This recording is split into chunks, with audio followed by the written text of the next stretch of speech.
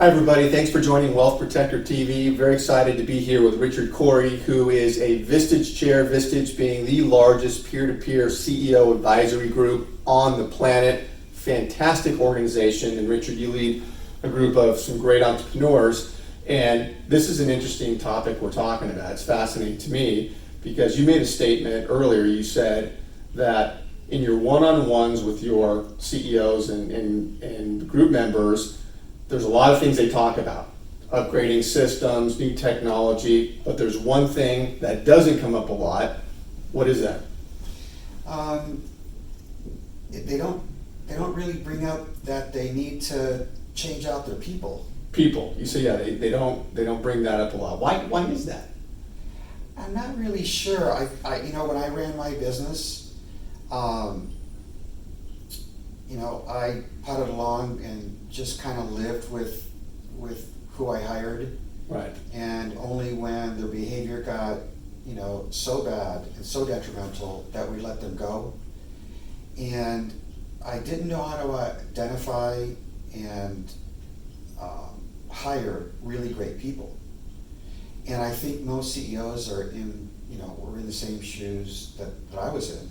They just think that people have weaknesses, they are the way they are, it's too hard to change. Yeah, they have to live with what they got. Mm-hmm. They can let go of this person and bring on someone else, and they'll have different weaknesses they've got to deal with. So they often talk about they need better systems, better procedures, better equipment, better software. I think it's to try and mitigate the weaknesses of their team. Interesting. And is part of it too because the systems, the software, those are easier upgrades than upgrading a person? Does that make sense?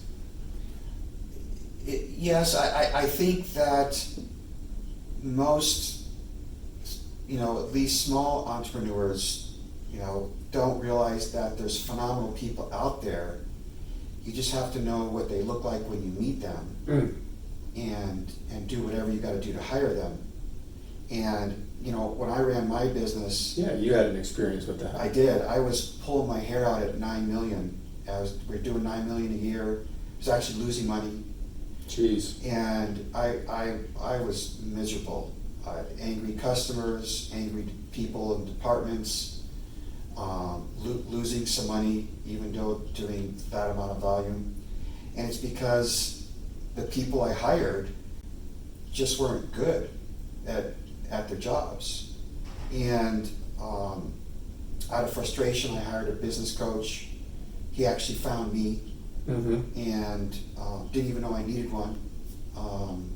He started talking to me and uncovering, he very delicately uncovered my challenges and my frustrations. He found the holes. He found the holes, and some of it I wasn't even consciously aware of. You had never had anybody up to that point come in and kind of look down, soaring view of the business? This was the first coach that came in. I had other people come in, but they were all about policies and procedures. Oh, right. But when you have that and you don't have the right people, they just stick that stuff in a drawer and Right. they don't look at it again. Right, yeah. So Yeah. it's meaningless. Mm-hmm.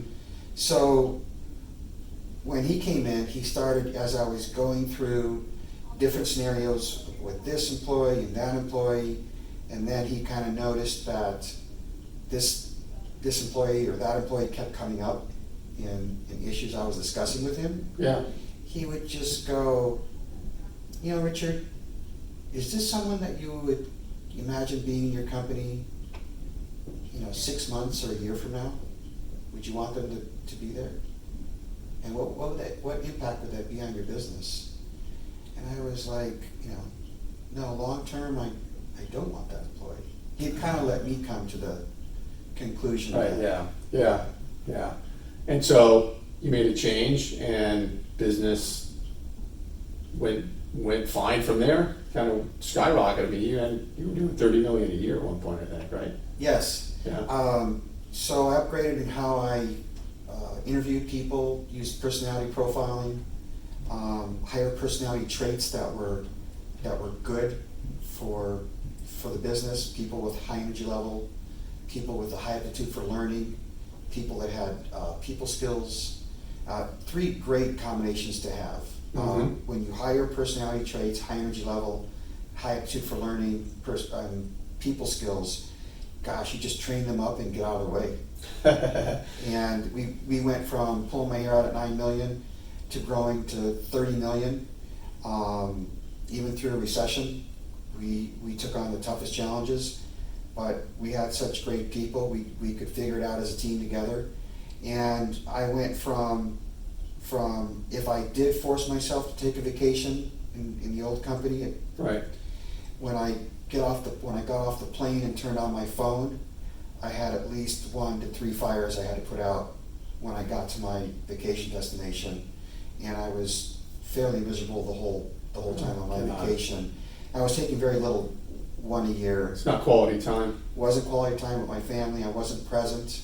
I was frustrated all the time. Then when I started hiring the right people, I went to where I could, not that I did, but I could take 5 weeks a year if I wanted to. Right. But I usually took 1 to 3 vacations a year. And I remember getting on a plane and turning off my phone and smiling and going, I know when I get off this plane and turn my phone on, there's not going to be any fires to put out, and there never was. That's a phenomenal story. I mean, Yeah. I don't think that's a small story at all. I mean, No. that is a change in quality of life story right Yes. there. With the way you're interacting with your family. Yes. You know, because you made the right decisions at the company Yes. on the people side of it. Yes.